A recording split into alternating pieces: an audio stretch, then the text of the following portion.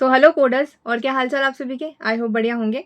तो हमारे एआईएमएल और ऑटोमेशन की सीरीज चल रही है, जिसमें आज के ट्यूटोरियल में हम पढ़ेंगे डिक्शनरीज। अब डिक्शनरीज क्या होती है, इसमें कैसे ऑपरेशंस परफॉर्म किए जाते हैं, ये सब आपको बताऊंगे। इसके साथ हम प्रोजेक्ट्स भी बनाएंगे और साथ में प्रैक्टिस क्वेश्चन भी सॉल्व करेंगे। अब ना आप सभी के कॉमेंट्स आए थे, जिसमें आपने कहा था कि हमें एडवांस टॉपिक्स के कोर्सेज चाहिए, जैसे कि लाइब्रेरीज हो गई, डाटा साइंस एआईएमएल के लिए, और नमपाई, पांडाज या बाकी सभी। ठीक है जी, आपकी इच्छा सराखों पर मिल जाएंगे आपको इन सभी के कोर्सेज के ट्यूटोरियल्स। साथ में हम प्रोजेक्ट भी बनाएंगे हर एक ट्यूटोरियल में, ताकि आपके प्रैक्टिस भी हो सके कैसे रियल वर्ल्ड प्रोजेक्ट्स बनाए जाते हैं। बट उसके लिए बस एक रिक्वेस्ट रहेगी कि आपको अब से मेरे सारे ट्यूटोरियल्स जितने भी हैं उन सबको आपको शेयर भी करना है, चैनल को सब्सक्राइब भी करना है, लाइक भी करना है और कमेंट भी करना है। आप सभी के मैं कमेंट्स पढ़ती हूँ और सच में बहुत अच्छा लगता है आप सभी कमेंट्स पढ़ के। I am really very sorry कि आप सभी को मैं कमेंट्स के रिप्लाई नहीं दे पाती हूँ। कुछ के दे पाती हूँ, कुछ के नहीं दे पाती हूँ, क्योंकि कई बार कुछ और काम रहता है इसलिए। बट मैं पढ़ती ज़रूर हूँ आप सभी के comments. So thank you so much. तो सपोर्ट दिखाइएगा, ताकि मुझे भी समझ आ सके कि अच्छा आप सबको मेरे कोर्सेज अच्छे लग रहे हैं, ट्यूटोरियल्स अच्छे लग रहे हैं, ताकि मैं और ज़्यादा नए कोर्सेज आप सबके लिए लेकर आ पाऊँ।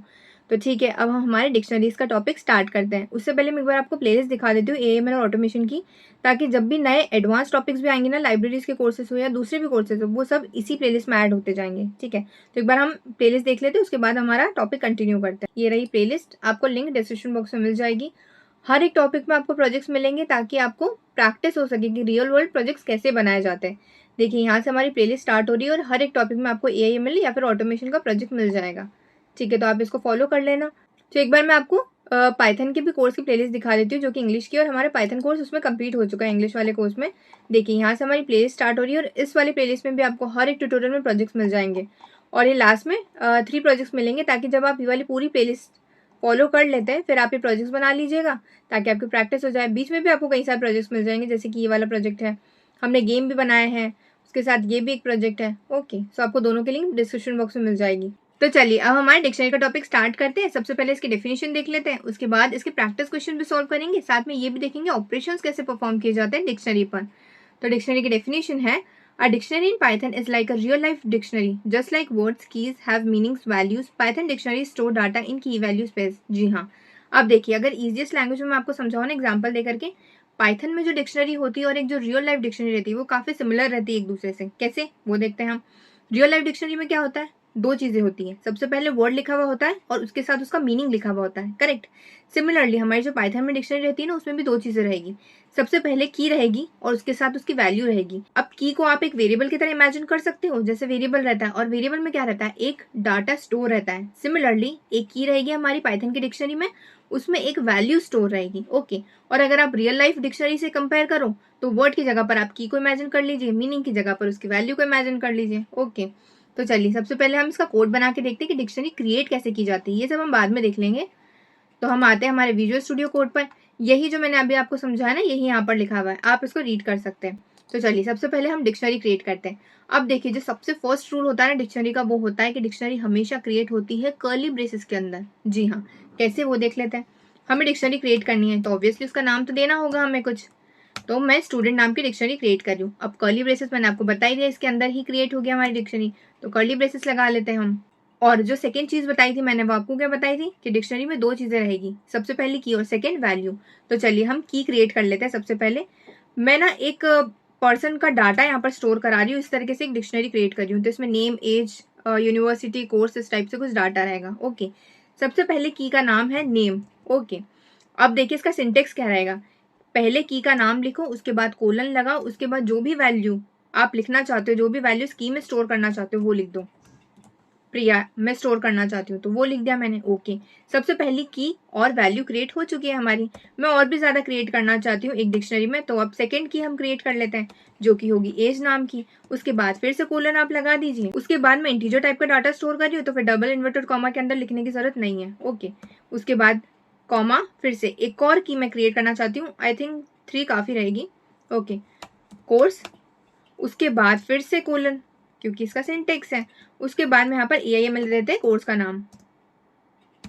ओके, चलिए हमने ये भी क्रिएट कर लिया, मतलब हमारी डिक्शनरी क्रिएट हो चुकी है। अब एक बार चेक कर ले, सच में सही से क्रिएट हो गई है। प्रिंट होकर अगर बता दिया इसने, तो मतलब सही से क्रिएट हो चुकी है। तो प्रिंट लिख दीजिए यहाँ पर, और उसके बाद डायरेक्टली आप लिख दीजिए डिक्शनरी का नाम। जैसे हम वेरिएबल को प्रिंट कराते हैं ना, सिमिलरली आपको इसको भी प्रिंट कराना है। और अब हम रन करके देखते हैं क्या आंसर आता है इसका। देखिए बिल्कुल सही आंसर आ रहा है, इसने पूरी डिक्शनरी प्रिंट करके बता दी और कर्ली ब्रेसेस के अंदर बताइए। करेक्ट। नेम प्रिया, एज 23 और कोर्स AIML। जी हाँ। अब अगर आपको कोऑर्डिनेटर से पूछना है ना कि जो हमने क्रिएट करी ये क्या है, तो आप पूछ भी सकते हो। मतलब अगर आपको कंफर्म करना है कि सच में ये डिक्शनरी है या नहीं, कैसे कंफर्म करोगे? प्रिंट के अंदर आपने जो डिक्शनरी का नाम लिखा है ना, इसको तो ऐसे कैसे रहने दो, बस इसको ना पैरेंथेसिस के अंदर कर दो और पूछो अपने कोऑर्डिनेटर से इसका टाइप, क्योंकि हमारी डिक्शनरी कहाँ पर स्टोर है, स्टूडेंट में, तो इसलिए हम कोऑर्डिनेटर से पूछ रहे इसका टाइप बता दीजिए आप, क्या टाइप है। देखिए यहाँ पर लिखा हुआ है क्लास डिक्शनरी, मतलब ये डिक्शनरी है, हमारी डिक्शनरी क्रिएट हो चुकी है। आई होप आपको इतना पार्ट समझ आ गया होगा। देखिए यहाँ पर मैंने लिख भी दिया है की क्या क्या चीजें हैं यहाँ पर। की है नेम, एज और कोर्स। वैल्यू क्या क्या है, प्रिया 23 और AIML। Correct. So I hope आपको समझ आ गया होगा। चलिए अब इसको तो हम कॉमेंट आउट कर देते हैं और अब नेक्स्ट चीज मैं आपको बताती हूँ। देखिए अगर आपको कोई कहे कि एम्प्टी डिक्शनरी क्रिएट करो, कैसे करोगे एम्प्टी डिक्शनरी क्रिएट, मैं बताती हूँ आपको। सबसे पहले डिक्शनरी का नाम कुछ भी दे दो आप, नाम एज अ विश, मैं दे रही हूँ इसका नाम। ओके। उसके बाद कर्ली ब्रेस। देखिए हमारी एम्प्टी डिक्शनरी क्रिएट हो चुकी है। जी हाँ, भले इसमें कोई डाटा नहीं है, कोई की नहीं है, कोई वैल्यू नहीं है, पर डिक्शनरी क्रिएट हो चुकी है। ओके। सो आई होप आपको समझ आ गया होगा एम्प्टी डिक्शनरी कैसे क्रिएट की जाती है। ओके। अब देखिए जो नेक्स्ट क्वेश्चन है हमारा वो है एक्सेसिंग वैल्यूज। अब इसका मतलब क्या होता है, देखो फॉर एग्जाम्पल जैसे कि आपके पास एक डिक्शनरी है, ठीक है, ये वाली हमारी डिक्शनरी है। अब अगर आपको किसी भी वैल्यू को एक्सेस करना हो, देखो फिर से रिपीट कर रही हूँ मैं, हाँ, वैल्यू को एक्सेस करना है हमें, तो वैल्यू क्या क्या है यहाँ पर, प्रिया 23 और AIML, तो कैसे एक्सेस करोगे वैल्यूज को, वो हम देख लेते हैं। अब देखिए वैल्यू को एक्सेस करने के ना एक से ज्यादा तरीके होंगे, वो सब मैं आपको बता देती हूँ। देखिए सबसे फर्स्ट तरीका जो रहेगा वैल्यू को एक्सेस करने का वो रहेगा, सबसे पहला प्रिंट लिख दो, उसके बाद अपनी डिक्शनरी का नाम लिख दो जो कि है स्टूडेंट। करेक्ट, वो हमने लिख दिया। उसके बाद स्क्वायर ब्रैकेट लगाओ। अब स्क्वायर ब्रैकेट में उस की का नाम लिखो जिसकी भी वैल्यू आपको एक्सेस करनी है, क्योंकि ऑब्वियसली की का नाम लिखना होगा ना, वैल्यू कहाँ पर स्टोर है, की में ही तो स्टोर है। जैसे वेरिएबल में एक डाटा स्टोर रहता है, सिमिलरली वैल्यू स्टोर है हमारी की में, तो आपको की का नाम लिखना होगा यहाँ पर, तो हम की का नाम लिख देते हैं यहाँ पर। अब देखिए की का नाम यहाँ पर क्या होगा, मैं चाहती हूँ कि प्रिया को एक्सेस करना, तो प्रिया कहाँ पर स्टोर है, नेम में स्टोर है, तो वो हमने सिंपल लिख दिया यहाँ पर। ठीक है। अब हम इसको रन करके देखते हैं कि क्या प्रिया प्रिंट हो रहा है। अगर हो रहा है तो मतलब वैल्यू एक्सेस हो चुकी है। देखिए प्रिया बता रहा है ये, मतलब वैल्यू एक्सेस हो चुकी है, सही आंसर बता रहा है। ओके। अब देखिए जो नेक्स्ट तरीका है ना किसी भी वैल्यू को एक्सेस करने का, वो देख लेते हैं हम। अभी तो हमने सिंपली एक्सेस करके देखा है, अब ना मैं मेथड को यूज करके एक्सेस करके बताऊंगी आपको वैल्यू। वो कैसे, देखिए डॉट गेट मेथड को यूज करूंगी यहाँ पर। मेथड अगर किसी को नहीं पता है, जो भी पहली बार मेरा ट्यूटोरियल देख रहा है या अभी नया नया स्टार्ट करा है कोडिंग में, मैं आपको बता देती हूँ। मेथड का मतलब होता है प्री बिल्ड, मेथड का मतलब होता है ऑलरेडी कोड लिखा हुआ है पाइथन में, आप सिर्फ नाम लिखोगे और उस कोड को लेकर आ जाओगे अपने कोड एडिटर पर। ठीक है, आपको लॉजिक लिखने की जरूरत नहीं है, बस सिंपल मतलब आप ये समझ लीजिए मेथड क्या होती है। ठीक है, आप खुद भी मेथड क्रिएट कर सकते हो, फंक्शन क्रिएट कर सकते हो, बट कुछ प्री बिल्ड मेथड्स होती है पाइथन में जो आप यूज कर सकते हो। ठीक है, और बाकी हम डिटेल में पढ़ेंगे आगे इसी ट्यूटोरियल में। ठीक है, तो एंड तक देखना ये वाला ट्यूटोरियल। तो अब देखिए हम चाहते हैं डॉट गेट मेथड से एक वैल्यू को एक्सेस करना। मैं चाहती हूँ कि एज में जो डाटा स्टोर है ना 23, उसको एक्सेस करना चाहती हूँ। तो ठीक है जी, हमने हमारी डिक्शनरी का नाम तो लिख दिया, अब डॉट गेट भी लिख दो आप, ये भी हमने लिख दिया। उसके बाद पेरेंथेसिस के अंदर आप एक काम करो, उस की का नाम लिख दो जिसकी भी वैल्यू आपको एक्सेस करनी है। तो मुझे एक्सेस करनी है एज की वैल्यू, मतलब 23, तो वो मैंने लिख दिया। अब देखिए रन करके देखते हैं क्या 23 प्रिंट हो रहा है। जी हाँ हो रहा है, मतलब बिल्कुल सही आंसर बता रहा है। ठीक है, ये भी हमने देख लिया। अब देखिए नेक्स्ट है हमारा अवॉइड की एरर। अब इसका मतलब क्या होता है, देखो अगर मैं आपको एक सिचुएशन दूं कि आपको ना एक की वैल्यू को एक्सेस करना है और डॉट गेट को यूज करना है और कोड लिखना है, बट वो वाली की हमारी डिक्शनरी में नहीं होगी, तो क्या आंसर आएगा बताओ जरा। देखो मैं बताती हूँ, पहले हम एक्सेस करके देखते हैं प्रिंट, उसके बाद हमारी डिक्शनरी का नाम जो कि है स्टूडेंट, ये हमने लिख दिया। उसके बाद डॉट गेट को यूज करो क्योंकि डॉट गेट को ही हमें यूज करना है। उसके बाद पेरेंथेसिस के अंदर आपको उस की का नाम लिखना है जिसकी भी वैल्यू आपको एक्सेस करनी है। अब मुझे बताओ क्या हमारी स्टूडेंट डिक्शनरी में यूनिवर्सिटी नाम की कोई की है, नहीं है, और मैं लिख रही हूँ कि इसकी वैल्यू एक्सेस करके बताओ, क्या आंसर आएगा आप खुद बताओ। चलिए हम रन करके देखते हैं, फिर देखते हैं क्या आंसर आता है। आप सोचो कि एरर आएगा, नहीं आएगा एरर। देखो यहाँ पर लिखा हुआ आ रहा है नन। नन का मतलब होता है कि यहाँ पर ये वाली की मौजूद ही नहीं है। अब देखो एक और चीज मैं आपको बताती हूँ, यहाँ पर हमने क्या करा, डॉट गेट मेथड को यूज करा है ऐसी की को प्रिंट कराने के लिए जो यहाँ पर एग्जिस्ट ही नहीं करती है। अब अगर मैं बिना डॉट गेट को यूज करे इसको प्रिंट कराना चाहूँ तो बताओ क्या आंसर आएगा। देखो मैं बताती हूँ, स्टूडेंट मतलब हमारी डिक्शनरी का नाम, उसके बाद स्क्वायर ब्रैकेट के अंदर अब वो वाली की का नाम लिख दो जिसको भी आपको एक्सेस करनी है। यहाँ पर यूनिवर्सिटी नहीं है तो वो मैं यहाँ पर लिख देती हूँ। इसको फिलहाल मैं कॉमेंट आउट कर देती हूँ ताकि आप कंफ्यूज ना हो। अब देखो यहाँ पर मैं डॉट गेट यूज नहीं कर रही हूँ, नॉर्मली यूज कर रही हूँ। क्या आएगा यहाँ पर देखते हैं हम रन करके। देखिए इसने एरर बता दिया, और एरर भी क्या बताया है, की वैल्यू एरर। ओके, इसका मतलब है इसको यहाँ पर ये वाली चीज नहीं मिली है, मतलब यूनिवर्सिटी वाली की मिली ही नहीं है इसको हमारी डिक्शनरी में। ठीक है, तो यही डिफरेंस होता है डॉट गेट को यूज करने का और बिना डॉट गेट को यूज करने का। अगर आप डॉट गेट को यूज करते हो यहाँ पर तो वो एरर नहीं बताएगा, नल लिखा हुआ आएगा। बट अगर आप उसको यूज नहीं करते हो, नॉर्मली ऐसी की को एक्सेस करना चाहते हो जो वहां पर मौजूद नहीं है, तो फिर एरर बताएगा वो। ठीक है, एक और चीज मैं आपको बताती हूँ इसमें, वो ये है अगर डॉट गेट में आप नहीं चाहते हो कि नन लिखा हुआ है, मतलब आप ऐसा कुछ प्रोजेक्ट बना रहे हो जिसमें अगर वो वाली की मौजूद नहीं है और वहां पर नन नहीं चाहते हो, कुछ और लिखा हुआ आना चाहिए, वो भी आप कर सकते हो। अगर मैं चाहती हूँ कि नन की जगह नॉट फाउंड लिखा हुआ है, ठीक है, सिंपल वही की वही कोड रहेगा। इसके बाद हम रन करके देखते हैं। देखिए यहाँ पर नॉट फाउंड लिखा हुआ आ रहा है। अगर आप कुछ भी नहीं लिखते हो, डॉट गेट को यूज करते हो, तो फिर नन लिखा हुआ आएगा बाय डिफॉल्ट। अगर आप कुछ प्रिंट कराना चाहते हो तो फिर कॉमा लगाकर लिख दो, वो वही लिखा हुआ आएगा। आई होप आपको समझ आ गई होगी ये चीज भी।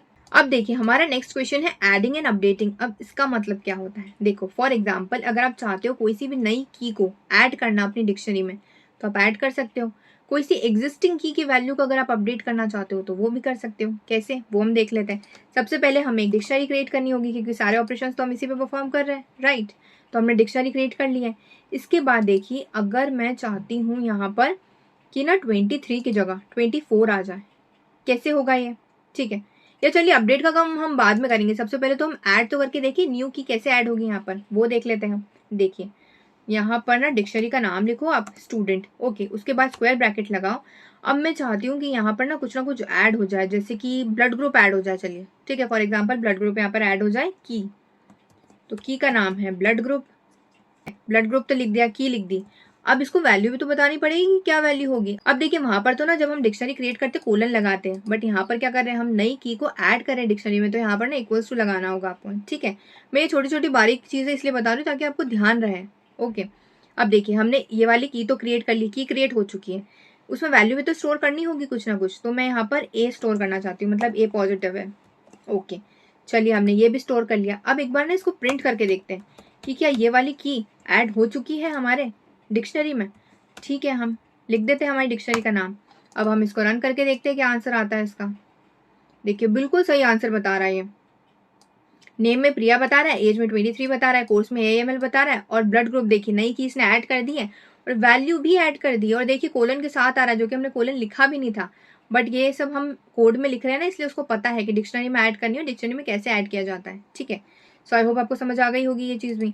अब देखिए सेकेंड चीज है अपडेटिंग वैल्यू। अब अगर मैं अपडेट करना चाहूँ, यहाँ पर मैं ना यहाँ पे अपडेट करना चाहती हूँ AIML की जगह आ जाए AIML ऑटोमेशन। ठीक है, या यहाँ पर 23 की जगह 24 आ जाए, एज योर विश। चलिए AIML ऑटोमेशन यहाँ पर प्रिंट कराते हैं। ठीक है, यहाँ पर अभी फिलहाल सिर्फ AIML है, इसमें ऑटोमेशन भी ऐड कर देते हैं। चलिए कैसे करेंगे इसको ऐड, तो सबसे पहले अपनी डिक्शनरी का नाम लिख दीजिए यहाँ पर, उसके बाद स्क्वायर ब्रैकेट के अंदर यहाँ पर आपको डबल इन्वर्टेड कॉमा के अंदर लिखना है उस वाली की का नाम जिसकी वैल्यू आप अपडेट करना चाहते हो। तो मैं चाहती हूँ कोर्स की वैल्यू अपडेट करना। उसके बाद इक्वल्स टू के बाद वो आंसर लिख दीजिए या वो वैल्यू लिख दीजिए जो भी आप वहां पर रखना चाहते हो। मैं चाहती हूँ यहाँ पर आए AIML ऑटोमेशन। अब देखिए स्लैश का साइन इससे लगा है कि आपको ये नहीं लगे कि यहाँ पर मैं ऐड करी, नहीं, ये पूरा हटके नया वैल्यू स्टोर हो रही है वहां पर। अब चलिए अब हम इसको रन करके देखते हैं, बट एक बार प्रिंट भी तो करा लें। अब देखिए आंसर में आएगा क्या, यहाँ पर इसमें आंसर में आएगा ये वाली वैल्यू तो अपडेट हो जाएगी, AIML ऑटोमेशन आ जाएगा और साथ में ये भी आएगा। ठीक है, क्योंकि हमने इसको कमेंट आउट करा नहीं है इसलिए। देखिए बिल्कुल सही आंसर बता रहा है, नेम में प्रिया, एज 23, कोर्स में AIML ऑटोमेशन और फिर blood group. So I hope आपको समझ आ गया होगा करेक्ट कि क्या है ये और कैसे वर्क करता है। तो अब देखिए हमारा नेक्स्ट क्वेश्चन है रिमूविंग आइटम्स। अब रिमूविंग आइटम्स के लिए हमें सबसे पहले एक डिक्शनरी क्रिएट करनी होगी। इसका मतलब क्या होगा, आपको अलग अलग तरीकों से ना इसमें से आइटम्स हटाने, आपकी डिक्शनरी में से। आइटम्स क्या होते हैं वो भी मैं आपको बताती हूँ। देखो की, वैल्यू और आइटम्स तीनों अलग अलग चीजें। सबसे पहली चीज जो हमें परफॉर्म करनी है वो है, सबसे पहले मैं आपको बताना चाहती हूँ कि की को कैसे रिमूव करोगे अपनी डिक्शनरी में से। की क्या है, यहाँ पर नेम है, एज है, कोर्स है, कैसे रिमूव करोगे इसको। फॉर एग्जाम्पल मैं चाहती हूँ कि यहाँ से ना एज हट जाए। देखिए सबसे पहले अपनी डिक्शनरी का नाम लिख दीजिए जो कि है स्टूडेंट। डॉट पॉप मेथड में यहाँ पर यूज कर रही हूँ। ठीक है, ये प्री बिल्ड है। उसके बाद पेरेंथेसिस उसके बाद उस की का नाम जिसको भी आप रिमूव करना चाहते हो, तो मैं एज को रिमूव करना चाहती हूँ इसलिए सिंपल एज लिख दूंगी यहाँ पर, करेक्ट। अब इसके बाद हम प्रिंट करा के देखेंगे कि क्या ये रिमूव हो चुकी है। तो देखिए उसके लिए हम डायरेक्ट लिख देंगे यहाँ पर स्टूडेंट, ये भी हमने लिख दिया। अब हम इसको रन करके देखते हैं क्या आंसर आता है। देखिए बिल्कुल सही आंसर आ रहा है, नेम भी बता रहा है, कोर्स भी बता रहा है और एज इसने रिमूव कर दी है। तो अब हमने की को तो रिमूव करके देख लिया डॉट पॉप मेथड से। अब देखिए एक और तरीके से मैं आपको रिमूव करके बताती हूँ कोई सी की को, ये मैंने कमेंट आउट कर दिया है। हाँ, तो फिर अब ये सारी की यहाँ पर है, कोई भी रिमूव नहीं हुई है, ध्यान रखना ये।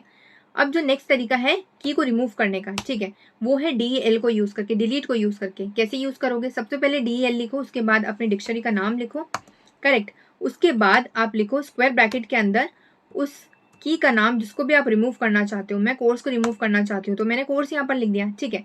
इसके बाद आप प्रिंट कराकर देख लो अपनी डिक्शनरी को, ताकि चेक हो जाए कि अच्छा रिमूव हुई है या नहीं हुई है। ठीक है जी, अब हम इसको रन करके देखते हैं। देखिए बिल्कुल सही आंसर बता रहा है। अब प्रिया है, मतलब नेम वाली की है, एज भी है, 23 भी है। आई होप आपको समझ आ गया होगा, और वो वाली की रिमूव हो गई है। अब देखिए नेक्स्ट है हमारा क्लियर ऑल द आइटम्स। अब ये मैं आपको बताना चाहती थी कि आइटम्स का मतलब होता क्या है यहाँ पर। देखिए की क्या है इस वाली डिक्शनरी में, नेम है, एज है, कोर्स है। वैल्यू क्या है यहाँ पर, प्रिया है, 23 है, AIML है, राइट। अब अगर मैं आपको बोलूँ कि आइटम्स क्या है यहाँ पर, देखो आइटम्स है नेम और प्रिया दोनों। जी हाँ, आइटम का मतलब होता है की और वैल्यू का पेयर, की और वैल्यू का पेयर दोनों को हम आइटम बोलते हैं यहाँ पर। तो अगर आपको कहा जाए कि एक आइटम को रिमूव करना है तो उसका मतलब होगा एक पूरी की और वैल्यू के पेयर को आपको रिमूव करना है। तो एज 23 भी की वैल्यू पेयर है, मतलब आइटम है।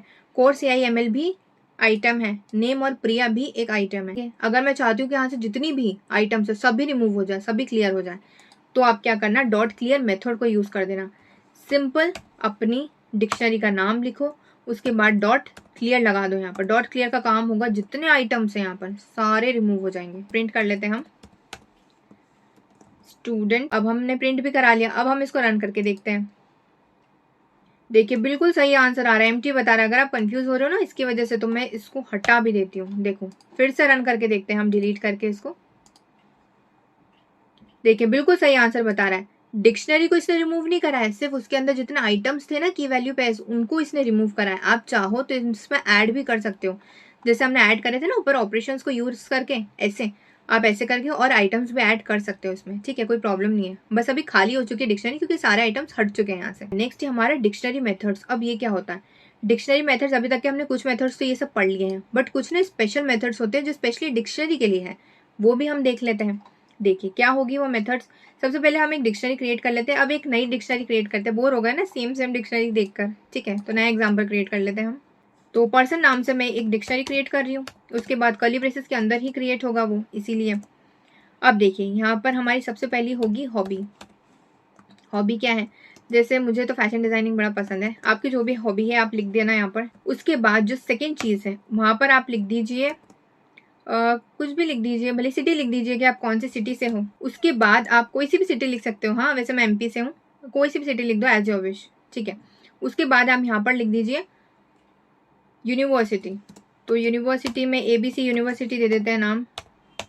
अब देखो इसकी ना मेथड्स देख लेते हैं हम कि कैसे अप्लाई करेंगे डिक्शनरी पर। अभी मेथड्स यूज करें ना, उसके पहले मैं आपको एक चीज बताती हूँ। अगर कहीं पे भी क्वेश्चन में आपको ऐसी कुछ डिक्शनरी देखने को मिल जाए ना, देखिए ये ऐसे ये लिखी हुई है, और ये मतलब कुल मिला के अगर शॉर्ट में बोलूँ तो एक ही लाइन में अगर आपको पूरी डिक्शनरी लिखी हुई दिख जाए, कंफ्यूज मत होना कि ये पता नहीं क्या है, डिक्शनरी ऐसे भी लिखी जाती है, ठीक है। मैं भले आपको नेक्स्ट लाइन में प्रिंट करके बता रही हूँ, ऐसे भी डिक्शनरी लिखी जाती है, तो कंफ्यूज बिल्कुल मत होना, ठीक है। चलिए हमने डिक्शनरी तो क्रिएट कर ली है। उसके बाद अब हम इसमें मेथड यूज करेंगे। मेथड क्या यूज करेंगे, सबसे पहले मैं चाहती हूँ जितनी भी कीज है हमारे डिक्शनरी में वो सब प्रिंट हो जाए। की कौन कौन सी है, हॉबी है, सिटी है और यूनिवर्सिटी है, तो ये प्रिंट हो जाए यहाँ पर। कैसे प्रिंट होगी, देखो प्रिंट लिख दो, उसके साथ पेरेंथेसिस के अंदर आप अपने डिक्शनरी का नाम लिख दो जो कि पर्सन है। उसके बाद डॉट कीज लिखो। अब देखो ये प्री बिल्ट मेथड है डिक्शनरी के लिए स्पेशली, ठीक है। अब इस पेरेंथेसिस को खाली छोड़ देना, कुछ भी लिखने की जरूरत नहीं है। अब हम रन करके देखते हैं, इसका आंसर आएगा हॉबी, सिटी और यूनिवर्सिटी। देखिए क्लियरली आ रहा है डिक्शनरी कीज। ये मैंने नहीं प्रिंट कराया डिक्शनरी की, ऑटोमेटिकली लिखा हुआ आ रहा है, क्योंकि हमने क्या बोला है जितनी भी कीज है उसको प्रिंट कराओ डिक्शनरी में, तो उसने प्रिंट करके बता दिया। हॉबी है, उसके साथ सिटी है, और क्या है, यूनिवर्सिटी है। ओके, ये भी हमने देख लिया। अब अगर मैं चाहती हूँ कि डिक्शनरी में जितनी भी वैल्यूज है ना वो प्रिंट हो, जैसे फैशन डिज़ाइनिंग इंदौर और ABC। तो ठीक है जी, वो भी हम प्रिंट करके देख लेते हैं। कैसे प्रिंट कराएंगे? सिंपल, प्रिंट लिखो, उसके बाद अपनी डिक्शनरी का नाम लिख दो, उसके बाद अपने स्क्वायर ब्रैकेट नहीं आएगा, उसके बाद डॉट आएगा और फिर वैल्यूज आएगा। देखिए रिकमेंड भी कर रहा है। उसके बाद पेरेंथेसिस, इसको भी खाली छोड़ दो, ये सारी वैल्यूज प्रिंट करके बता देगा।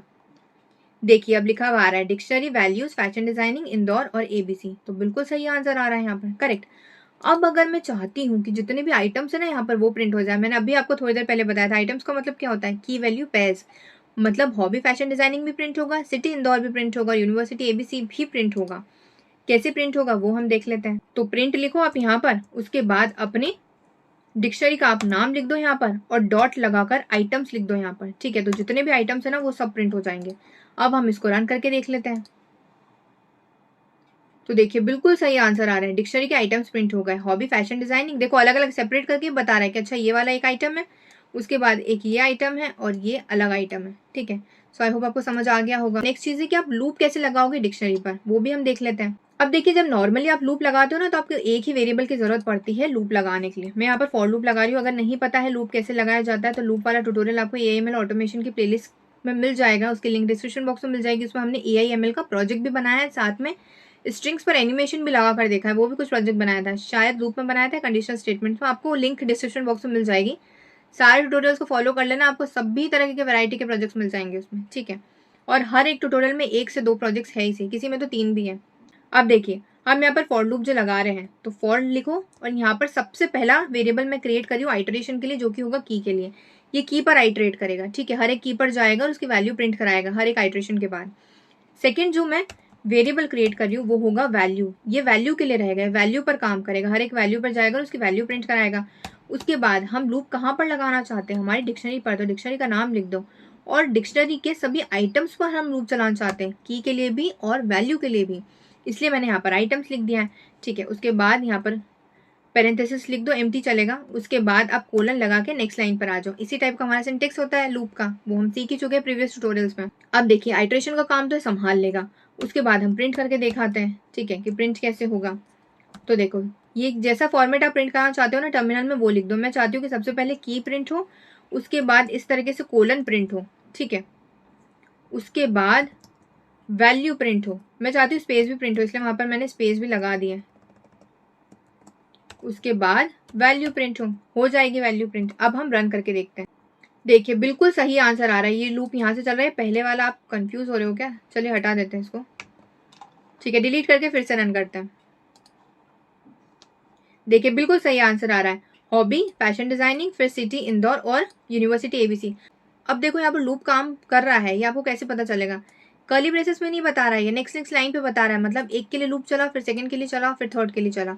बैकएंड में कैसे काम करता है ओरली बता रही हूँ, क्योंकि वहां पर मैंने डायग्राम के साथ बता चुकी हूँ। बार बार एक ही टॉपिक फिर वो बहुत ज्यादा लेंदी हो जाता है वीडियो, इसलिए ओरली बता देती हूँ कैसे बैकएंड में काम कर रहा है। सबसे पहले लूप चलेगा की के लिए, ठीक है। की कौन कौन सी यहाँ पर हमारी डिक्शनरी में? सबसे पहले की हॉबी के लिए, हॉबी के लिए लूप चलेगा, हॉबी को यहाँ पर प्रिंट करा देगा। उसके बाद सेम टाइम पर फिर वैल्यू के लिए लूप चलेगा, पहले हॉबी के लिए चल जाएगा, फिर वैल्यू के लिए चलेगा। वैल्यू क्या है हॉबी की?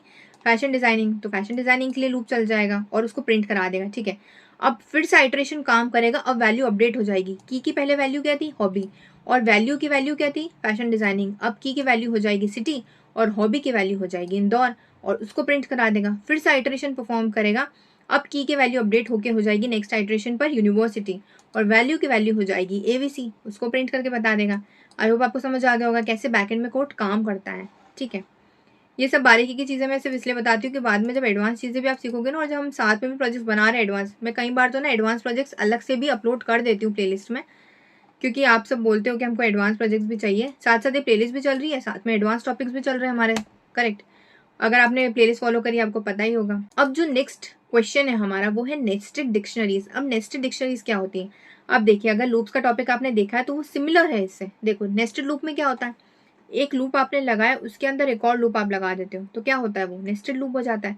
नेस्टेड डिक्शनरी में भी यही रहेगा, एक डिक्शनरी आप बनाओगे उसके अंदर एक और छोटी डिक्शनरी बना दोगे, तो नेस्टेड डिक्शनरी हो गई। आप देखिए कैसे इसका कोड बनाएंगे वो देख लेते हैं हम। तो उसके लिए हमें सबसे पहले तो एक डिक्शनरी क्रिएट करनी होगी जिसका नाम मैं स्टूडेंट दे रही हूँ, ठीक है। अब देखिए डिक्शनरी तो हमने क्रिएट यहाँ पर कर ली है कर्ली ब्रेसेस के अंदर। अब यहाँ पर ध्यान से देखना, हाँ यहाँ पर 2 चीजें रहेगी, की और वैल्यू, और उसमें भी थोड़ा सा चेंजेस रहेगा। देखो सबसे पहले मैं की दे रही हूँ, की को ये की है, हाँ, इसको आप इस तरीके से इमेजिन कर सकते हो कि एक रोल नंबर हो गया स्टूडेंट का 101, ऐसे भी आप इमेजिन कर सकते हो, पर ये की है, कंफ्यूज मत होना। उसके बाद अब जो वैल्यू होगी ना, वो वैल्यू खुद एक डिक्शनरी होगी जी, इसी को हम बोलेंगे नेक्स्टेड डिक्शनरी। अब ये एक वैल्यू है, ये खुद एक डिक्शनरी है। कैसे? यहाँ पर हम एक की भी बनाएंगे, क्योंकि डिक्शनरी में की भी रहती है, वैल्यू भी रहता है, इसलिए दोनों ही बनाना पड़ेगा आपको। तो नेम लिख दिया हमने, और यहाँ पर आप रिया लिख दीजिए, करेक्ट। उसके बाद हम यहाँ पर एज प्रिंट करा लेते हैं, करेक्ट। अब एज वाली एक और की हमने क्रिएट कर ली है, और यहाँ पर हम कोई सा भी एज लिख देते हैं, 21 लिख देते हैं, चलिए ठीक है। अब एक तो हमारी की और वैल्यू बन चुकी है, देखो फिर से बता रही हूँ, 101 एक की है, ओके, और ये पूरी एक वैल्यू है, पूरी एक डिक्शनरी एक वैल्यू है। अब मैं एक और की क्रिएट करना चाहती हूँ, तो वो हम क्रिएट कर लेते हैं 102, तो एक की क्रिएट हो गई। अब जो वैल्यू रहेगी वो खुद एक डिक्शनरी रहेगी। फिर से यहाँ पर हम इसी को कॉपी पेस्ट कर देते हैं, नाम और डाटा चेंज कर देंगे। नाम में हम लिख देते हैं अमित, और एज में हम लिख देते हैं 25। अब देखो हमने नेस्टेड डिक्शनरी तो क्रिएट कर ली, इसको प्रिंट कैसे करोगे? नॉर्मली जैसे आप डिक्शनरी प्रिंट करते हो ना, वैसे। उसके बाद मैं एक और चीज़ भी बताऊंगी, बट फिलहाल हम सिर्फ एक नॉर्मल डिक्शनरी को प्रिंट करके देखते हैं। उसके बाद हम रन करते हैं, देखिए बिल्कुल सही आंसर आ रहा है। 101 एक की है और उसकी पूरी वैल्यू ये हो गई, 102 एक की है और उसकी वैल्यू पूरी ये हो गई, ठीक है। अब देखिए एक चीज़ मैं आपको बताती हूँ, अगर आप नहीं चाहते पूरी डिक्शनरी को प्रिंट कराना, आप सिर्फ चाहते हो कि एक ही की प्रिंट हो और उसी की वैल्यू प्रिंट हो नेस्टेड डिक्शनरी में, तो कैसे प्रिंट कराओगे देखते हैं हम। फॉर एग्जाम्पल मैं चाहती हूँ 102 ही प्रिंट हो, उसके साथ साथ नेम अमित और एज 25 प्रिंट हो, ये रिया वाला कुछ भी प्रिंट नहीं हो, ठीक है। कैसे होगा ये प्रिंट वो देख लेते हैं हम। डायरेक्टली लिखो प्रिंट, उसके बाद यहाँ पर अपनी डिक्शनरी का नाम जो कि है स्टूडेंट, वो हमने लिख दिया। अब देखिए स्क्वायर ब्रैकेट के अंदर आपको वो की लिखनी है जिसकी वैल्यू आप प्रिंट कराना चाहते हो। सबसे पहले तो हम की लिख देते हैं, ठीक है। अब देखिए 101, उसके बाद अगर आप ये पूरी ही प्रिंट कराना चाहते हो तो डायरेक्टली लिख दिया हमने 101। अब हम इसको रन करके देखते हैं, देखिए इसने इसकी पूरी वैल्यू प्रिंट करके बता दी। 101 की वैल्यू क्या थी? नेम थी रिया, और एज क्या थी? 21। यही सिमिलरली आप 102 लिख दीजिए अगर अमित का प्रिंट कराना है तो, ठीक है। ये भी रन करके देखते हैं, देखो बिल्कुल सही आंसर आ रहा है, अमित और एज हो गई 25, ये भी बिल्कुल सही है। अब अगर आप चाहते हो कि सिर्फ ना 101 में से सिर्फ रिया प्रिंट हो, कुछ भी प्रिंट नहीं हो, इसका पूरा लाइन में से कुछ भी प्रिंट नहीं हो, सिर्फ और सिर्फ रिया प्रिंट हो, एक तरीके से आप ये बोल सकते हो कि एक पर्टिकुलर वैल्यू को आप एक्सेस करना चाहते हो नेस्टेड डिक्शनरी में, तो कैसे लिखोगे? सिंपल, आपको लिखना है अपनी डिक्शनरी का नाम, उसके बाद स्क्वायर ब्रैकेट के अंदर वो वाली की जिसकी भी आप वैल्यू को एक्सेस करना चाहते हो। की कौन सी है? 101 है, ठीक है, क्योंकि हम सिर्फ रिया को प्रिंट कराना चाहते हो 101। अब देखिए ये भी पूरी डिक्शनरी है, अगर सिर्फ एक ही वैल्यू रहती तो 101 ही इनफ रहता, उसको प्रिंट करा देता।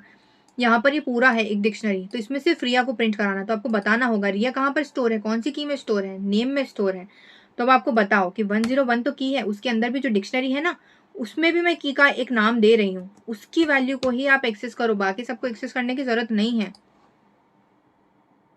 देखिए बिल्कुल सही आंसर प्रिंट हो रहा है, रिया हो रहा है। अब देखो फिर से बता रही हूँ, अगर नहीं समझ आया है तो, अगर आप एक पर्टिकुलर वैल्यू को एक्सेस करना चाहते हो नेस्टेड डिक्शनरी में, कैसे एक्सेस करोगे? जहां पर भी वो स्टोर है, जिस भी की में स्टोर है, पहले तो उस की का नाम लिखो, उसके बाद उस डिक्शनरी में से जो की है ना जिसमें वो वैल्यू स्टोर है, उस की का नाम आप लिखो। जैसे रिया प्रिंट कराना था, नेम में स्टोर था। सिमिलरली अगर मुझे एज प्रिंट करानी है अमित की, तो 102 में है, ठीक है, की क्या है? 102 है, और जो डिक्शनरी बनी हुई है हमारी, ये वाली जो वैल्यू है और जो डिक्शनरी बनी हुई है, एज कहाँ पर स्टोर है, मतलब 25 कहाँ पर स्टोर है? एज वाली की में, तो उसका नाम आप लिख दो। अब 25 प्रिंट होगा यहाँ पर, ठीक है, देखो 25 प्रिंट हो रहा है। आई होप आपको समझ आ गया होगा कैसे नेस्टेड डिक्शनरीज काम करती है। अब देखो इसके बाद है डिक्शनरी कॉम्प्रिहेंशन। इसका मतलब क्या होता है? बहुत कॉम्प्लेक्स नाम है, बहुत ईजी सा मतलब। इसका मतलब है स्क्वायर फाइंड आउट करना। 2 का स्क्वायर क्या होगा? 2 इंटू 2 4। 4 का स्क्वायर क्या होगा? 4 इंटू 4 16। 5 का स्क्वायर क्या होगा? 5 इंटू 5 25। ओके, तो अगर वैसे ही हमें स्क्वायर फाइंड आउट करना है डिक्शनरी को यूज करके, कैसे करेंगे? सबसे पहले ना मैं एक डिक्शनरी क्रिएट कर लेती हूँ स्क्वायर नाम से, उसके बाद यहाँ पर ही हम डायरेक्टली लूप लगाएंगे, ठीक है। आप एक डिक्शनरी क्रिएट भी कर सकते हो, जैसे कि फॉर एग्जांपल मैं आपको लिख कर भी बता देती हूँ। 1 2 3 4 5 का आपको ना स्क्वायर फाइंड आउट करना है, सबका स्क्वायर फाइंड आउट करना है। तो आप एक डिक्शनरी क्रिएट कर लो, उसमें इसको स्टोर कर दो और फिर ये लॉजिक लगा दो जो भी मैं लिख रही हूँ। बट ना हम लूप यूज करें तो हम क्या करेंगे? लूप लगा देंगे डायरेक्ट। कहाँ से? डायरेक्ट लूप लगेगा 0 से लेकर के या 1 से। हम अगर 1 से प्रिंट कराना चाहते हो तो 1 से लूप लगा दो, ठीक है। कहाँ तक जाएगा लूप? 5 तक के, ठीक है। और उसकी स्क्वायर प्रिंट करा दूँ, वो भी हो जाएगा। तो हम डिक्शनरी क्रिएट नहीं कर रहे हैं। आप चाहो तो डिक्शनरी क्रिएट कर लेना, मैं डिक्शनरी क्रिएट नहीं कर रही हूँ क्योंकि आपको लूप का भी लॉजिक यहाँ समझ आ जाएगा। इसीलिए एक डिक्शनरी यहीं की क्रिएट हो रही है, यहीं की सारा लॉजिक लगेगा फॉर लूप का एक ही लाइन में। तो ध्यान से देखना। हाँ, फॉर लूप लगा रही हूँ। फॉर लूप किस पर लगा रही हूँ? एक वेरिएबल क्रिएट करी हूँ जो आइटरेशन के लिए काम करेगा। आइटरेशन किस पर काम करेगा, कहाँ तक के काम करेगा? रेंज दे रही हूँ मैं 5 तक के। अब देखो लूप वाले में हमने सीख लिया था रेंज का मतलब क्या होता है। अब देखो यहाँ पर रेंज का मतलब क्या होता है। बाय डिफॉल्ट पाइथन में इंडेक्सिंग स्टार्ट होती है 0 से। तो अगर आप नहीं देते उसका स्टार्ट पॉइंट तो ये बाय डिफॉल्ट 0 से लेगा। तो इसका स्क्वायर कहाँ तक के प्रिंट कराएगा? 0 से लेकर के 5 तक के हर एक नंबर का स्क्वायर फाइंड आउट कराएगा। चाहते हो स्टार्टिंग पॉइंट एंडिंग पॉइंट दोनों देना तो दे सकते हो। लूप्स वाले ट्यूटोरियल मैंने आपको बहुत अच्छे से बताया कैसे देना है, ठीक है। फिलहाल हम नहीं दे रहे हैं इस क्वेश्चन में क्योंकि हम चाहते हैं कि ठीक है 0 से लेकर के 5 तक के स्क्वायर प्रिंट करा दें, इसीलिए, ठीक है। ये हमने लिख दिया। x होगा आइटरेशन के लिए, इसकी हर एक आइटरेशन के बाद वैल्यू अपडेट होती जाएगी। सबसे पहले स्टार्टिंग बाय डिफॉल्ट 0 से स्टार्ट होता है इंडेक्सिंग, तो 0 रहेगी। 0 के लिए स्क्वायर फाइंड आउट करेगा, कैलकुलेट करेगा, प्रिंट कराएगा। फिर अगली बार आइटरेशन लूप फिर से काम करेगा। आइटरेशन में इसकी वैल्यू अपडेट होगी, x की वैल्यू बन जाएगी 1, इसका स्क्वायर फाइंड आउट करके प्रिंट कराएगा। फिर अगले आइटरेशन में 2, फिर 3, फिर 4। अब देखिए हमने फॉर लूप तो चलवा दिया, अब इसका लॉजिक तो लिखना होगा कि स्क्वायर फाइंड आउट कैसे करते square find out. x star star 2 ये होता है फॉर्मूला स्क्वायर फाइंड आउट करने का, ठीक है। x स्टार स्टार और 2। अब देखो ये जो x मैंने यहाँ पर लिखा है ना, कोलन लिखा है, इसके लिए कंफ्यूज मत होना। ये क्या है, सिर्फ और सिर्फ एक सिंटेक्स है कैसे मैं टर्मिनल पर प्रिंट कराना चाहती हूँ। अगर मैं अभी 4 का स्क्वायर आउट फाइंड करना चाहती हूँ या फाइंड कर रही हूँ, कैसे प्रिंट होगा? ऐसे होगा, 4 लिखा हुआ होगा, फिर कोलन होगा, उसके बाद हमने जो फॉर्मूला लिखा है ना x स्टार स्टार 2, फिर 16 लिखा हुआ आएगा। बस ऐसा सिंटेक्स होगा उसका टर्मिनल पर। अगर आप ये हटाना चाहो हटा भी सकते हो, कोई प्रॉब्लम नहीं है, बट मैं टर्मिनल पर ऐसे प्रिंट कराना चाहती हूँ इसलिए मैंने ये लिखा है। ओके, ये हमने पूरा लिख दिया। अब हम इसको प्रिंट करा के देख लेते हैं। किसको प्रिंट कराएंगे? स्क्वायर्स को, क्योंकि सारा काम तो स्क्वायर्स में ही हो रहा है ना, ठीक है। ये हमने लिख दिया। अब हम इसको रन करके देखते हैं। देखिए बिल्कुल सही आंसर आ रहा है। हमने ऐसा सिंटेक्स लिखा था तो वही आ रहा है। 0, 0 का स्क्वायर क्या होगा? 0 इंटू 0 वही।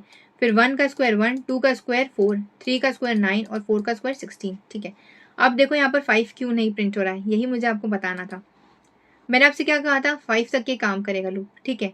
हमने इसका स्टार्टिंग पॉइंट दिया नहीं, इसने बाय डिफॉल्ट ले लिया 0 से। रेंज का मतलब ये नहीं होता 5 तक जाएगा। रेंज का मतलब ये होता है कितनी बार आइटरेशन परफॉर्म करेगा, कितनी बार लूप परफॉर्म करेगा। अगर आप चाहते हो 5 तक के परफॉर्म करे तो आपको 1 बढ़ाकर 6 लिखना होगा। और ये सभी चीज़ हम लूप्स वाले में, लिस्ट में, टपल्स में, सब में सीख चुके हैं, इसलिए मैंने आपको पहले नहीं बताया था। देखना चाहते थे कि आपको आता है कि नहीं। देखिए अब बिल्कुल सही आंसर प्रिंट हो रहा है। अगर आप स्लाइसिंग भी करते हो ना, स्लाइसिंग में भी यही होता है। अगर आप एंडिंग पॉइंट देते हो ना तो एक इंडेक्स कम लेता है वो वैल्यू। सिमिलरली अगर आपने यहाँ पर रेंज दी है ना, रेंज का मतलब ये नहीं 5 तक जाएगा, रेंज का मतलब है कितनी बार ये काम करेगा लूप।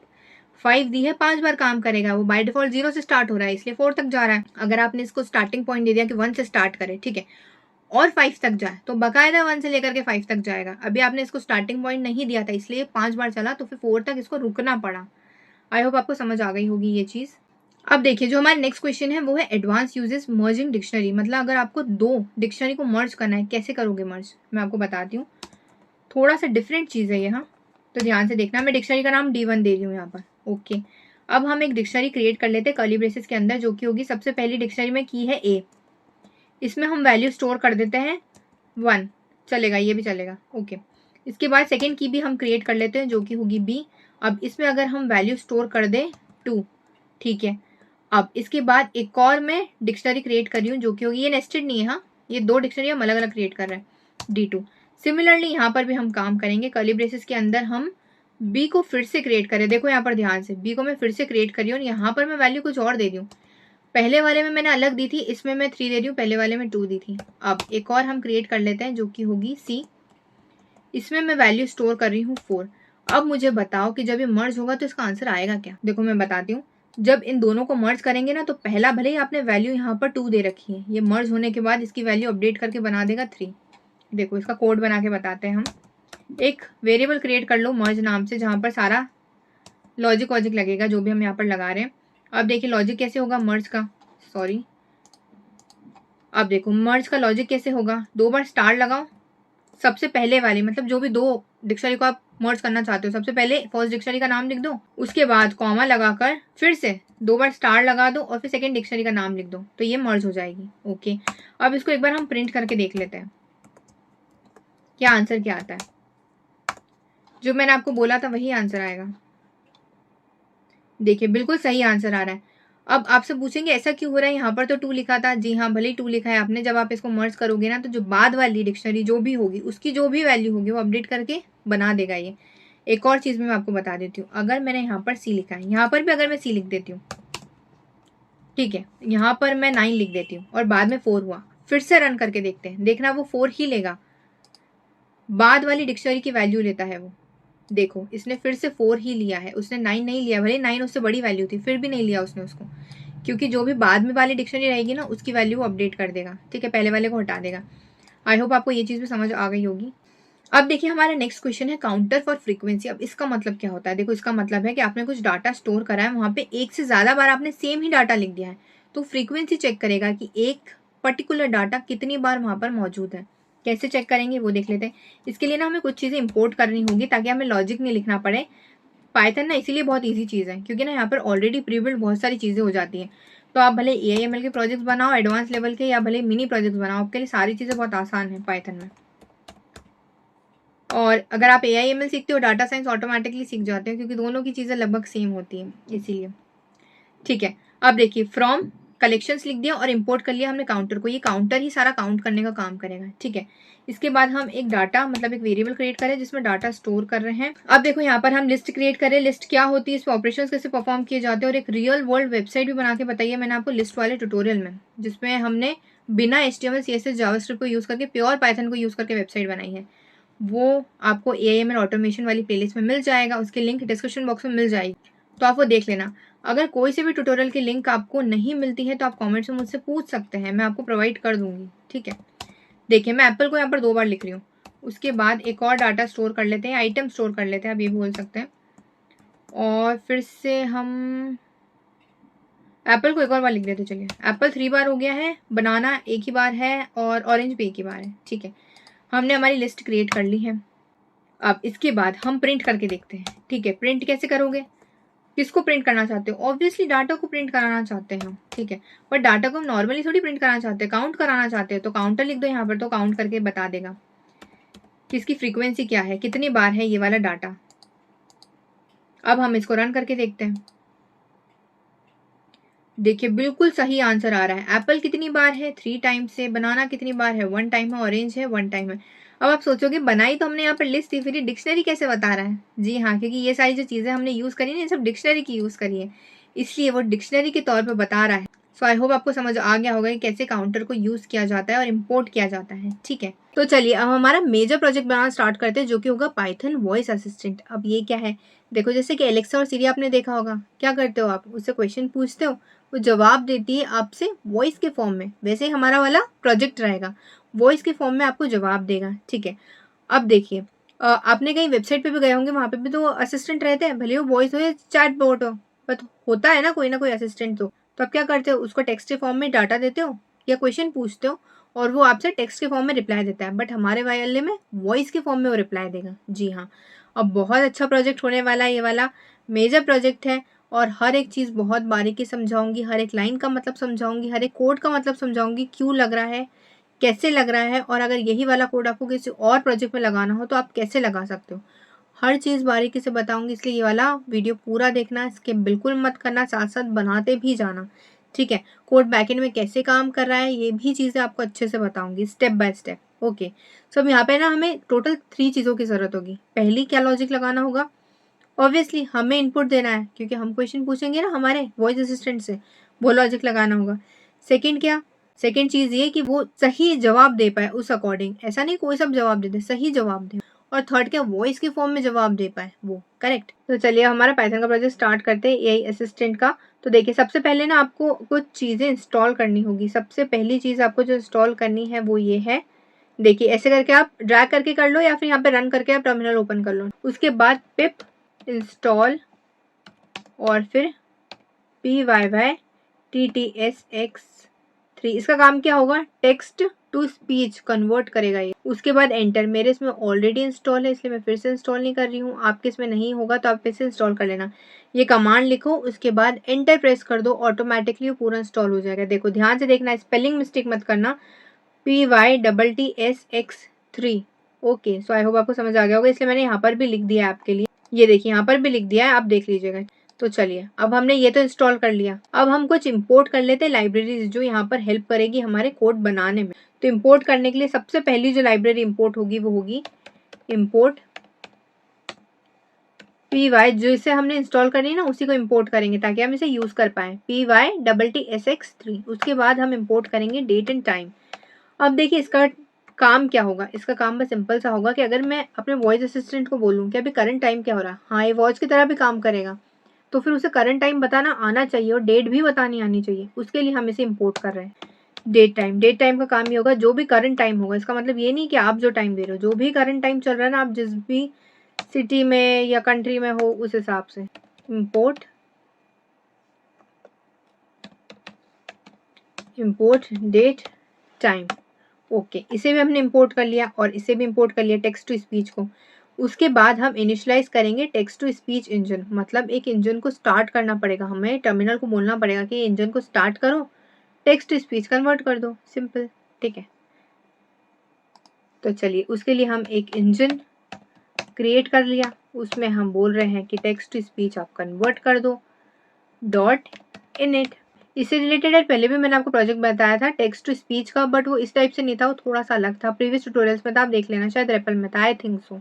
अब define a function to speak text. जी हाँ, ये सबसे ज्यादा इंपॉर्टेंट पार्ट होने वाला है इस वाले प्रोजेक्ट का। देखो ये ना 3 काम करेगा। सबसे पहला जो इस फंक्शन का काम होगा वो होगा कि प्रिंट करके बताएं। क्या प्रिंट करके बताएं? जो भी बोल रहा है ना हमारा वॉइस असिस्टेंट, जो हमें सही रिप्लाई दे रहा है, उसे प्रिंट करके बताएं ताकि हमें समझ में आ जाए कि अच्छा ये बोल रहा है। सेकेंड जो चीज होगी वो होगी कन्वर्ट करेगा टेक्स्ट टू स्पीच में। या हम यूज जरूर कर रहे हैं बट इसका लॉजिक भी यहाँ लिखना पड़ेगा टेक्स्ट टू स्पीच में। और जो थर्ड थिंग होगी वो होगी कि प्ले करके बताए। प्ले किसे करे? वॉइस को प्ले करे, रिकॉर्डिंग को प्ले करे, मतलब जो बोल रहा है ना उसे प्ले करे और तब तक कि वो चलता रहे जब तक कि पूरी लाइन नहीं बोल देता। भले वो एक वर्ड बोल रहा है तो फिर तब तक कि वो चलता रहे। अगर वो 3 लाइन का पूरा पैराग्राफ बोल रहा है तो तब तक कि चलते रहे, रुके नहीं बीच में। और जैसे ही पूरा कंप्लीट हो जाता है बोलना, उसका रिप्लाई कंप्लीट हो जाता है, फिर वो रुक जाए। अब हमारा टर्मिनल, ये भी लॉजिक हमें यहाँ लगाना पड़ेगा। 3 लॉजिक लगेंगे एक ही फंक्शन में। ठीक है, अब देखो फंक्शन वाला ट्यूटोरियल थोड़ा सा एडवांस है, वो ऑलरेडी मैं पाइथन के इंग्लिश वाले ट्यूटोरियल में अपलोड कर चुकी हूँ, वहाँ पर देख लेना आपको अभी देखना है तो। इसमें थोड़ा सा बाद में आएगा बट उसमें भी मैंने प्रोजेक्ट बनाकर बताया, उसकी प्लेलिस्ट की लिंक आपको डिस्क्रिप्शन बॉक्स में मिल जाएगी इंग्लिश वाले पाइथन की। अभी सिर्फ शॉर्ट में बता रही हूँ अब हम फंक्शन कैसे क्रिएट कर सकते हैं। डेफ लिखो। अब इसका काम क्या होगा? बोलने का काम होगा, सिंपल, इसलिए मैं स्पीक नाम दे रही हूँ। आप कुछ भी नाम दे सकते हो यहाँ पे। ठीक है, अब यहाँ पे टेक्स्ट होगा। टेक्स्ट क्यों? ऑब्वियसली जो भी हम बुलवाना चाहेंगे वही तो बोलेगा एआई असिस्टेंट। देखो एक और चीज़ इंपॉर्टेंट बता दूँ, अभी वाले प्रोजेक्ट में ना लॉजिक बहुत सारा है, इसलिए मुझे काफ़ी सारी चीज़ आपको समझानी पड़ेगी।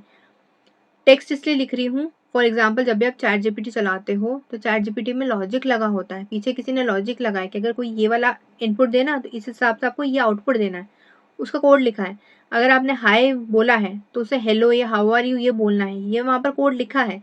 इसी तरीके से हमें भी हमारे असिस्टेंट को बताना पड़ेगा कि कोई आपसे हाय बोल रहा है ना तो आप उसको हेलो बोलो, अगर वो बोल रहा है हाउ आर यू तो आई एम ग्रेट ऐसा बोलो। ऐसे करके हमें एक एक चीज हमारे असिस्टेंट को बतानी पड़ेगी। तो उसके लिए मैं यहाँ पर टेक्स्ट लिख रही हूँ कि जो भी हम बताएंगे ना कोड में, मैं जो भी टेक्स्ट के फॉर्म में लिख रही हूँ उसे वो बोलकर बता दे, उसे वो बोलकर सही से रिप्लाई दे एक सर्टन कंडीशन पर। वो कंडीशन हम बनाएंगे यहाँ पर। देखो फिर से बता रही हूँ शॉर्ट में, हम हमारे असिस्टेंट से यूजर को रिप्लाई दिलवा रहे हैं। रिप्लाई भी एक सही रिप्लाई होना चाहिए कि जो यूजर ने बोला उसी अकॉर्डिंग सही रिप्लाई होना चाहिए। तो रिप्लाई में कोड में लिखूंगी तो वो टेक्स्ट के फॉर्म में होगा, उस टेक्स्ट को उसको बोलकर बताना है, सही रिप्लाई देना है, वो मैं लिख रही हूँ। कंडीशंस हम और बनाएंगे यहाँ पर। सबसे पहले यहाँ पर प्रिंट होना चाहिए कि वो है क्या, तो एआई बॉट है ये। ठीक है, एआई बॉट। ओके, अब यहाँ पर हम टेक्स्ट पास कर रहे हैं। टेक्स्ट हमने पास कर दिया यहाँ पर, ये भी हमने लिख दिया। उसके बाद क्या होगा? उसके बाद एक और लॉजिक लगाना है, ये तो लॉजिक लगा दिया। सेकंड लॉजिक क्या होगा? टेक्स्ट टू स्पीच कन्वर्ट कर सके, उसके लिए हमें इंजन चलाना होगा। जो हमने इंजन ऊपर बनाया ना उसको, उसे हम बोल रहे कि तुम बोलो, तुम से करो। किसे? जो भी टेक्स्ट का मैं लिखूंगी ना कोड वो बोलो। अब जो थर्ड लॉजिक रहेगा ना वो इसलिए रहेगा कि आपने टेक्स्ट बोल तो रहे हो पर बोलने के साथ साथ ये इंजन चलते रहना चाहिए, टर्मिनल चलते रहना चाहिए, बीच में रुकना नहीं चाहिए। उसे पूरा बोलने दो, उसके बाद जब वो बोल दे उसके बाद रुको। वो लॉजिक हमें थर्ड यहाँ लगाना है। तो इंजन को बोल रहे हैं हम कि तुम रन करो और वेट करो जब तक कि उसका पूरा बोलना हो नहीं जाता। किसका? हमारे असिस्टेंट का बोलना हो नहीं जाता, वॉइस असिस्टेंट का, तब तक के। और जब बोलना हो जाए फिर आप रुक सकते हो, सिंपल। ये हमने लिख दिया। अगर इसमें से कोई सी भी चीज़ समझ नहीं आ रही है ना, डोंट वरी, पूरा हम बनाएंगे, एक एक करके चीज़ें समझ आ जाएगी। थोड़ा सा पेशेंस रखना क्योंकि नई चीज़ है ये। ओके, उसके बाद ना देखो हम ग्रीट का मैसेज दिखाना चाहते हैं। ऑब्वियसली जब भी हम एआई असिस्टेंट को यूज़ करते हैं, आपने भी देखा होगा, ग्रीट करता है ना, हेलो, हाउ आर यू और how may I help you. इसको ग्रीट करना है हमें जब भी कोई आता है एआई बॉट। या फिर आप यहाँ पर ना नाम भी दे सकते हो इसका, कुछ भी। मैं कुछ नाम दूँ क्या इसका? ओलिवर नाम देते हैं चलिए इसका, Oliver. Hello, how may I help you, और I am Python, sorry Python AI assistant, और टाइप एग्जिट टू एंड। तो अगर आपकी सारी बातें हो गई है और हमारे असिस्टेंट ने आपको हेल्प कर दिया है, तो फिर आप एग्जिट लिख सकते हो। तो फिर उससे क्या होगा, एंड हो जाएगा ये जो भी चैट चल रही है ना वो। अब देखिए नेक्स्ट क्या है, चैटिंग लूप। अब चैटिंग लूप का काम क्या होगा, लूप में चलता रहे चैट। ऑब्वियसली देखो, आपने उससे एक क्वेश्चन पूछा, उसने उसका रिप्लाई दिया, फिर से वो वेट करे कि आप नेक्स्ट क्वेश्चन पूछो, फिर वो रिप्लाई दे, फिर से आप और क्वेश्चन पूछो, फिर वो रिप्लाई दे। जब तक कि आप उसको एग्जिट नहीं बोल देते तब तक कि वो नहीं रुकेगा, आपसे पूछता जाएगा, वेट करता रहेगा आपके क्वेश्चन का। ये लूप में चलता रहे हर एक क्वेश्चन, इसलिए हम लूप यहाँ यूज कर रहे हैं। अब यहाँ पे बहुत सारी कंडीशंस बनानी होगी अलग अलग तरीके से, वो हम देख लेते हैं। इसको ध्यान से देखना, बहुत इंपॉर्टेंट पार्ट है ये इसका। वाइल लूप में यहाँ पे यूज कर रही हूँ। वाइल लूप क्यों, जब तक ये कंडीशन ट्रू होती है तब तक ये लूप चलता रहना चाहिए। ओके, कंडीशन पहले क्या होगी, पहले आप यूजर से इनपुट लो। यूजर पहले आपसे पूछे तो सही, उसके बाद आप असिस्ट करो उसे। तो पहले यूजर से इनपुट लो। तो यूजर इनपुट वेरिएबल क्रिएट करियो, जो भी यूजर इनपुट देगा ना वो वाला डाटा यहाँ पर स्टोर होगा इनपुट में। ठीक है भाई, हमने यहाँ पर इनपुट लिख दिया। उसके बाद ये यूजर है तो इसलिए मैं यहाँ पर लिख देती हूँ यू, मतलब जो भी यूजर होगा उसके लिए लिखती हूँ यू। आप कुछ ना यहाँ पर ऐसे वो भी यूज कर सकते हो अगर चाहो तो, इमोजीज टाइप। यूजर वाला इमोजी में यूज कर रही हूँ, ये वाला यूज कर रहे हैं। ओके, ये अच्छा लग रहा है। पता नहीं आपको स्क्रीन पे दिख रहा है कि नहीं, क्योंकि ये भी ग्रे है ये भी ग्रे है इसलिए, पर है वो वहां पर। इसके बाद अब ये यूजर पूछेगा इसलिए ऐसा करके लिखा पाएगा डॉट लोअर। अब देखो यहाँ पे डॉट लोअर की यूज कर रही हूँ। डॉट लोअर का काम हुआ कि यूजर टेक्स्ट जो भी क्वेश्चन पूछेगा ना उससे, हमारे असिस्टेंट से, वो भले लोअर केस में पूछे या अपर केस में, वो लोअर केस में कन्वर्ट होकर एक्सेप्ट कर पाए, एरर नहीं बताए, सिर्फ इसलिए यहाँ पर यूज कर रहे हैं हम लोअर मेथड। तो अब ये लूप में चलता रहेगा, यूजर पूछेगा फिर वो जवाब देगा, फिर यूजर पूछेगा फिर जवाब देगा, ऐसे। अब इसके बाद इफ यूजर सेज हेलो और हाय, तो फिर उसको रिप्लाई आना चाहिए। तो अब उसके लिए कोड लिखते हैं हम। इफ की सबसे पहली कंडीशन लग रही है इफ की, ठीक है। अगर यूजर ने हेलो बोला है, अगर यूजर ने हेलो बोला है, तो फिर अगर यूजर ने हेलो बोला है, हेलो कहाँ पर स्टोर होगा, जो यूजर ने बोला है, यूजर इनपुट में ऑब्वियसली। और हाय बोला है, दोनों में से कुछ भी बोला है, और हाउ आर यू भी आप लिख सकते हो, पर चलिए उसके लिए हम अलग से कंडीशन बना लेंगे। इन यूजर इनपुट, अगर यूजर ने हाय या हेलो बोला है यूजर इनपुट में जो डाटा स्टोर हुआ है उसमें, तो फिर आप एक काम करो, बुलवाओ। किससे, हमारे असिस्टेंट से बुलवाओ। क्या बुलवाओगे, रिप्लाई दिलवाओ हमारे यूजर को जो उसने पूछा है उसका। तो हमारा असिस्टेंट बोलेगा hello, I am Oliver, how may I assist you, और असिस्ट यू टुडे, ये भी आप लिख सकते हो। देखो कितना अच्छा से प्रोफेशनल लग रहा है ना, बिल्कुल, है ना, अच्छा लग रहा है। अब हाउ आर यू के लिए आप इसी तरीके से कंडीशन बना सकते हो। कैसे, देखते हैं। देखो सिंपल यही कि पेस्ट कर दो आप, कोई अलग सा लिखने की जरूरत नहीं है। हेलो की जगह हाउ आर यू लिख देते हैं हम। हाउ आर यू, अगर हाउ आर यू है यूजर इनपुट में, मतलब यूजर ने अगर हाउ आर यू पूछा है, तो फिर आप ये बुलवा दो हमारे असिस्टेंट से। क्या बुलवाओगे, I am just a code. थोड़ा सा फनी सा रिप्लाई हम दिलवा रहे हैं इसलिए, आई am just code but I feel awesome helping you. थोड़ी प्रोफेशनली बना रहे हैं ना, इसलिए हम इतना सब लिख रहे हैं, वरना मैं शॉर्ट में भी लिख देती, कोई दिक्कत नहीं थी उसमें भी। ये भी हमने क्रिएट कर लिया है हमारा। अब इसके बाद एक और, अगर उसने नाम पूछ लिया तो, किसका नाम, हमारे असिस्टेंट का नाम अगर पूछ लिया तो किसी यूजर ने कि व्हाट्स योर नेम, हम पूछते हैं ना एलेक्सा से या फिर सिरी से, वैसे ही उसके लिए भी हम लिख देते हैं। उसके लिए यहाँ पर मैं एलिफ कंडीशन लिख रही हूँ, आप वापस से भी इफ कंडीशन यूज कर सकते हैं, कोई प्रॉब्लम नहीं है। एलिफ में हम लिखेंगे अगर नेम लिखा हुआ है हमारे यूजर इनपुट वाले वेरिएबल में, मतलब यूजर ने पूछा है नेम, तो फिर आप बुलवाओ। किससे, हमारे असिस्टेंट से बुलवाओ। उससे रिप्लाई दिलवाओ हमारे यूज़र को कि I am Oliver your Python assistant और योर पाइथन एआई असिस्टेंट। ये भी हमने बुलवा दिया। उसके बाद अगर यूज़र ने टाइम पूछ लिया तो कि अभी टाइम क्या हो रहा है, ठीक है, उसका भी हम रिप्लाई दिलवा देते हैं हमारे एआई असिस्टेंट से। एलिफ में अगर किसी यूज़र ने टाइम पूछ लिया तो फिर आप टाइम भी बताओ यूज़र को इन यूज़र इनपुट। ओके, कोलन के लिख दिया। ये क्यों एरर बता रहा है? अच्छा, स्पेस की वजह से बता रहा है। हाँ, अब रिप्लाई दिलवाते हैं हम स्पीक। उसके बाद स्पीक मतलब बुलवाओ आप उससे, ठीक है। क्या बुलवाओगे? Current time. But current time के लिए ना हमें यहाँ पर कुछ लॉजिक भी लिखना पड़ेगा। बट पहले करंट टाइम लिख दूँ, वो वाला लॉजिक हम इसी के अंदर लिखेंगे। एक वेरिएबल का नाम है करंट टाइम, ठीक है, ये एक वेरिएबल का नाम है। अब हम यहाँ पे लॉजिक लिखवाते हैं करंट टाइम का। करंट टाइम, अब देखो करंट टाइम जो भी होगा ना अभी फिलहाल का, वो इस वाले करंट टाइम वाले वेरिएबल में स्टोर होगा और वही वो बोलेगा हमारा असिस्टेंट।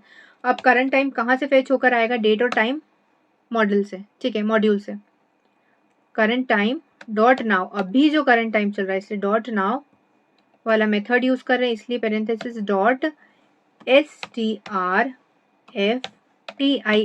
और इसका फॉर्मेट कैसा होना चाहिए वो भी हमें बताना होगा। इसे फॉर्मेट आप एक काम करो, जो भी टाइम चल रहा है उसमें पहले आर प्रिंट कराओ, उसके बाद मिनट प्रिंट कराओ और फिर उसके बाद सेकेंड प्रिंट कराओ और इसके बीच में हमें कोलन लगाना होगा। ऐसे करके आप प्रिंट करा दो। तो ये भी हमारा काम हो गया, मतलब हमने टाइम भी बता दिया है हमारे असिस्टेंट को कि ऐसे करके आप टाइम प्रिंट करा दो। तो अब देखिए यहाँ पर टाइम का भी काम हो गया है। अगर आप चाहो तो डेट के लिए भी लिख सकते हो। आपको इंपोर्ट यही करना पड़ेगा, बस डेट के लिए आपको एक अलग सा वेरिएबल बनाना पड़ेगा कि जहाँ पर वो डेट लिखे। अगर यूजर डेट लिख रहा है तो फिर वो डेट बोल कर भी बता दे और लिख कर भी बता दे। जी हाँ, जब भी हमारा असिस्टेंट रिप्लाई करेगा ना तो टेक्स्ट के फॉर्म में भी आएगा और वो बोल कर भी बताएगा ताकि आसानी रहे यूजर के लिए, बस इसलिए। तो चलिए टाइम का काम भी हो गया। अब हम कैलकुलेट का काम कर लेते हैं। कैलकुलेट का काम क्या होगा? देखो ये एज ए कैलकुलेटर भी काम कर देगा। जी हाँ, आप इसे कुछ भी कैलकुलेट करने के लिए बोले कर देगा कैलकुलेट। कैसे? एक बार हम उसका लॉजिक भी लिख लेते हैं। अगर आप नहीं चाहो तो नहीं भी लिख सकते हो, बस मैंने इसलिए लिखा है कि थोड़ा सा मेजर प्रोजेक्ट बन जाए, है ना, आपके लिए भी आसानी रहे और ज़्यादा चीज़ें सीखने को मिले आपको एक ही प्रोजेक्ट में, इसीलिए। एलिफ फिर से यूज़ कर रहे हैं हम। अगर यूज़र लिख देता है कैलकुलेट तो फिर आप कैलकुलेटर चालू कर दो, स्टार्ट कर दो कैलकुलेट। ओके, अब in user input, simple. Okay, colon. अब इसके बाद ट्राई करो आप। क्या ट्राई करना है आपको? रिजल्ट। जो भी कैलकुलेशन के बाद रिजल्ट आएगा ना वो यहाँ पर स्टोर होगा इस वाले वेरिएबल में। और इवेल्युएट करो आप। अब देखो क्या स्टोर करा रहे हैं हम? इवेल्युएशन करना है आपको। क्या इवेल्युएशन करना है? जो भी यूजर इनपुट दे रहा है, सिंपल। यूजर ने इनपुट दिया उसको रिप्लेस कर दो। काई से रिप्लेस कर दो? जो भी आपने कैलकुलेशन करके फाइनल आंसर निकाला है ना उससे आप रिप्लेस कर दो। ओके, और उसके बाद बोलो आप। किससे बोलोगे? जो भी रिजल्ट आया है, रिजल्ट में ही आंसर स्टोर होगा obviously. So this is result. और अब रिजल्ट बुलवा दो। ये डायनेमिक रहेगा ना इसीलिए, क्योंकि जो भी आंसर आएगा उस हिसाब से। ओके, ये भी हमारा काम हो गया। और एक्सेप्ट अगर ये काम नहीं कर पाता है तो, और अगर ये नहीं काम कर पाता है तो फिर ये वाला पार्ट काम करेगा। हाँ, तो फिर आप बोलकर भी बता दो, लिखकर भी बता दो। क्या? Sorry, I couldn't understand the calculation. Okay, so I hope आपको समझ आ गया होगा कि कैसे काम कर रहा है। ठीक है, अब चलिए, अब हमने पूरा प्रोजेक्ट तो बना लिया हमारा। अब रन करके देखते हैं, टेस्ट करके देखते हैं कि सही से काम कर भी रहा है कि नहीं। ठीक है, एक बार मैं स्क्रॉल करके बता देती हूँ। अगर आपको स्क्रीनशॉट लेना हो या फिर देखना हो कोई सा भी लाइन तो आप देख सकते हो। देखो, पॉज कर लेना जहाँ पर भी रोकना है। अब हम रन करते हैं हमारे कोड को। अब देखो ये ना यूजर से इनपुट मांग रहा है कि मतलब आप पूछो कि मैं कैसे आपकी हेल्प कर सकता हूँ। देखो यहाँ पे लिखा हुआ है Oliver hello I am Python AI assistant. और अगर आप एग्जिट करना चाहते हो तो एग्जिट लिख देना। अभी पूछ रहा है यूजर से कि कैसे मैं हेल्प कर सकता हूँ आपकी। तो हम एक एक करके ना सारे कमांड देके देखते हैं कि सही से बोल पा रहा है कि नहीं पा रहा है। एक बार ना मैं इसकी वॉल्यूम फुल कर देती हूँ ताकि आपको आवाज़ अच्छे से आ पाए। अब मैं इसको बोल रही हूँ हाय। तो देखो हाय का लॉजिक यहाँ पर लिखा हुआ है। Hello I am Oliver how may I assist you today. Enter. Hello. I am Oliver. How may I assist you today? हाँ, सही से बोल रहा है, बिल्कुल अच्छे से बोल रहा है। और देखो इसने ना लिख कर भी बताया है, hello I am Oliver, how may I assist you today. बोल कर भी बता रहा है, लिख कर भी बता रहा है। अब देखो यहाँ पर ना दोनों काम कर रहा है, सीरी की तरह भी काम कर रहा है, उसके साथ साथ जो आप वेबसाइट्स पे जाते हो और चैट बोट आता है ना, वो लिख कर भी बताता है आपको, तो वो भी काम कर रहा है। 2 in 1 वाला प्रोजेक्ट है हमारा। अब देखिए नेक्स्ट हाउ आर यू लिख के देखते कि क्या बोलता है ये। हाउ आर, मुझे बड़ा मजा आ रहा है ये वाला मॉड्यूल को टेस्ट करने में। How are you, okay sorry ये फिर से मांग रहा है क्योंकि हमने हाउ आर यू की स्पेलिंग गलत कर दी है। Enter. I am just code but I feel awesome helping you. सही आंसर दिया, ओके। अब मैं से नेम पूछती हूँ इसका कि नेम क्या है आपका। Your name. I am Oliver, you Python AI assistant. Okay I am Oliver your Python AI assistant. Time पूछ लेते हैं हम कि टाइम क्या हो रहा है अभी। देखिए अभी टाइम हो रहा है 7:18। 7 hours 18 minutes and 26 seconds. बिल्कुल सही बता रहा है। उसके बाद हम कैलकुलेट करवाते हैं इससे। ठीक है कैलकुलेट क्या करवाएं हम, चलिए 22 + 11 एंटर। सॉरी ये कैलकुलेट नहीं कर पा रहा है, ऐसा क्यों हो रहा है, इसको इवैल्यूएट क्यों नहीं कर पा रहा है ये। और ये कैलकुलेट इसलिए नहीं कर पा रहा है क्योंकि हमने स्पेलिंग गलत लिखी है कैलकुलेट की। ठीक है कैलकुलेट की स्पेलिंग सही करो पहले तो, एक बार डिलीट करके फिर से इसे स्टार्ट करते हैं अपन। अब देखो यू करके लिखा हुआ रहा है, मतलब भी बोल रहा है कि आप कुछ पूछो मुझसे, मैं रिप्लाई दूंगा। तो चलिए अब हम पूछते हैं इससे, मैं हाई बोल रही हूँ इसे। ठीक है तो देखो यहाँ पर हाई लिखा है तो ये वाला आंसर आना चाहिए। Enter. Hello. I am Oliver, how may I assist you today? सही बोल रहा है, बिल्कुल सही बोल रहा है और सही जवाब भी दे रहा है, लॉजिक सही काम कर रहा है मतलब। ओके अब फिर से कुछ कमांड बोल रहा है कि आप मुझसे दूसरी चीज़ें पूछो, मैं उसका जवाब देता हूँ। सो मैं हाउ आर यू पूछती हूँ। ठीक है how are you Oliver. I am just code but I feel awesome helping you. बिल्कुल सही, अच्छा जवाब दिया इसने।